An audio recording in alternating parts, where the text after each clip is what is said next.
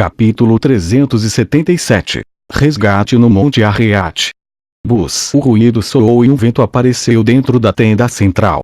Um portal azul de formato oval, com mais de 2 metros de altura, apareceu. Uma figura forte com uma capa marrom saiu silenciosamente e caminhou até Fei.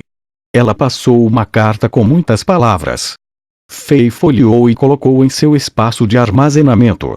Ele então olhou para essa mulher forte e sorriu enquanto assentia e dizia: "Obrigado, líder Cassia." Essa mulher forte era a líder militar no acampamento dos trapaceiros. Ela era uma mercenária feminina experiente.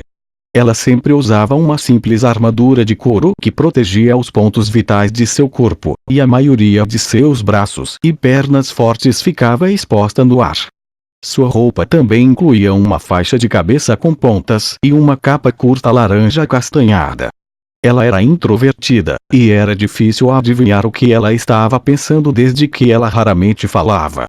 No entanto, ela nunca teve medo de sangue e morte, e era uma pessoa muito estável e confiável.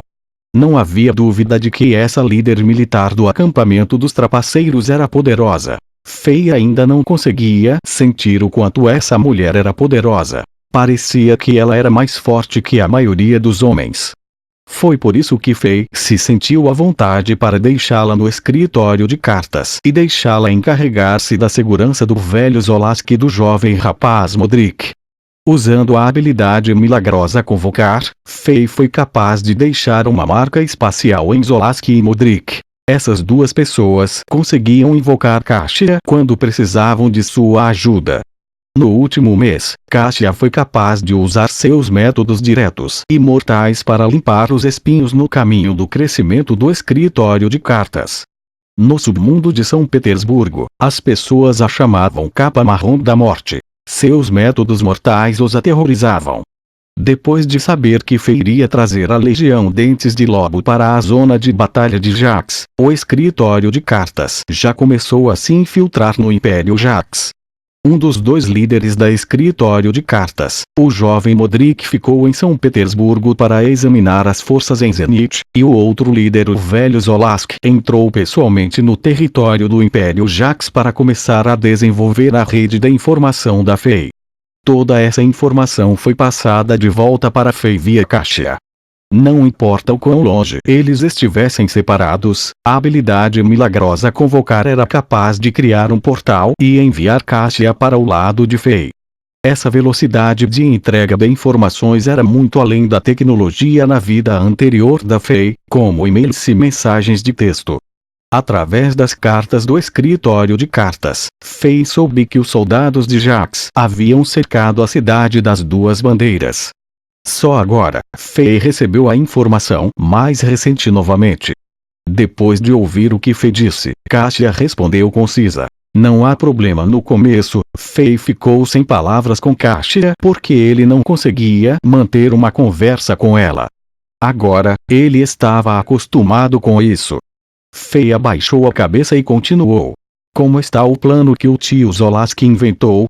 Tenho certeza de que é muito mais difícil desenvolver uma organização no Império Jax em comparação com a Zenit." Depois de pensar um pouco, Cassia respondeu seriamente: "É muito difícil, mas deve ficar ok." Bom, Fei assentiu. Ele deu a Cassia uma carta que tinha muitas impressões e dizia: "Por favor, peça ao tio Zolask para completar os pedidos desta carta. Seria melhor se ele pudesse completá-las em um dia. Além disso, por favor, dê isso a ele." Fei deu um Divir Cristal para Cassia. Entende? Após a resposta rápida, Cassia colocou os itens em seu espaço de armazenamento e entrou no portal novamente.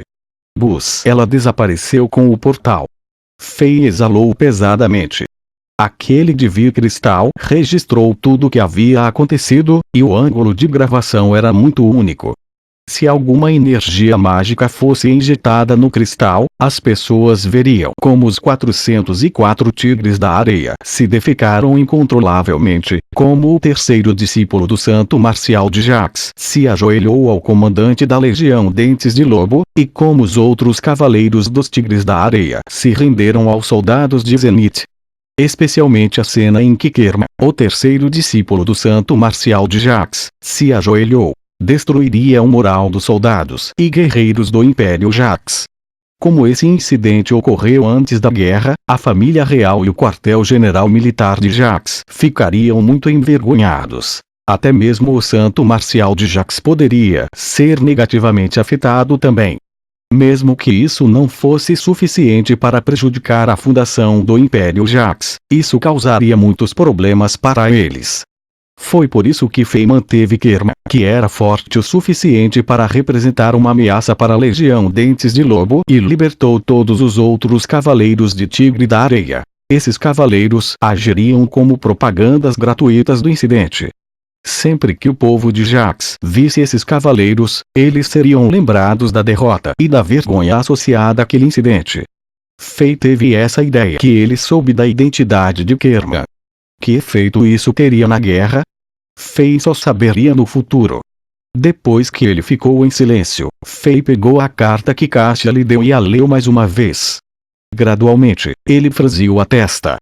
A situação na cidade das Duas Bandeiras era muito pior do que as autoridades de São Petersburgo lhe disseram.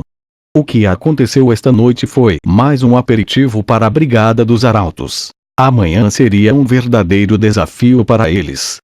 De acordo com as informações da carta, mais de 60.000 soldados de Jax já cercaram a cidade das Duas Bandeiras uma hora atrás. Havia 10 vezes mais soldados do lado do inimigo. Além disso, mais e mais soldados de Jax estavam chegando. Em Diablo Vorut, neve como se fosse penas caíam do céu e bloqueava o céu e cobriam a luz do sol. Todo lugar estava congelado, e as árvores secas, que pareciam os braços finos e feios dos demônios do inferno, estavam no chão queimado, que estava meio coberto por neve brancas. Este era o Planalto Frígido. Como a altitude deste lugar era muito alta, faltava-lhe oxigênio e obrigava as pessoas a gastar o dobro do vigor. Mesmo que Fei tivesse uma quantidade insana de resistência como um bárbaro, ele já estava suando depois de meia hora de luta. Ao lado dele, Helena suava muito mais. Até os longos cabelos ruivos ficaram molhados e presos aos lados do rosto. Helena, que tal apenas me deixar completar esta missão? Você pode voltar para o acampamento dos trapaceiros e descansar um pouco. É muito perigoso aqui. Fei teve que dizer isso para Helena depois de ver como ela estava exausta. Helena balançou a cabeça com firmeza. Como se quisesse mudar a mente de Fei, ela mordeu o cabelo vermelho e ficou firme contra Fei de costas um para o outro. Quando os barulhos de vibração de corda soaram, muitas flechas de fogo foram lançadas e mataram todos os monstros atrás de Fei. Através das duas armaduras de couro, Fei ainda podia sentir a suavidade e o calor do corpo atrás dele. No entanto, nenhuma ideia obscena estava na cabeça de Fei. Ele sabia por que Helena fez isso. Ela estava tentando lutar ao lado dele. Fei sentiu que pedir a Helena para voltar era um pouco egoísta em seu fim. Embora ele estivesse tentando cuidar de Helena, pedindo que ela partisse neste momento, machucou essa mercenária valente e teimosa. Ok, vamos lutar juntos. Tenha cuidado!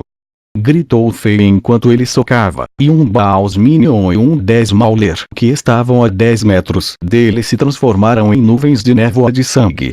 Nos últimos dias, Fei já completou a primeira quest cerco a Rogat no quinto mapa Rogat. Depois que ele matou Shenk, o supervisor, que controlava os monstros, o NPC Larzuk foi capaz de encaixar um item para ele, e os preços que os NPCs em Arrogat cobraram da Fei por itens diferentes também diminuíram. Atualmente, Fei estava tentando completar a segunda missão Resgate no Monte Arreat. Ele tinha que encontrar os 15 bárbaros cativos e ajudá-los a escapar dos monstros e demônios. Essa busca não foi difícil, mas o Planalto Frígido era enorme e a visibilidade era baixa. Era difícil encontrar as pocilgas de madeira que mantinham esses bárbaros. Até agora, Fei não tinha visto nenhum delas ainda. Alexander, olhe! Helena disse de repente. Fei pulou em um prédio destruído e olhou na direção para a qual Helena apontava. A mais de 1000 metros de distância, um bando de monstros cercava uma pocilga de madeira. Lá, 3 bárbaros estavam rugindo e lutando contra monstros. Embora eles fossem muito mais fortes que esses monstros, eles já estavam muito cansados e se esforçavam para acompanhar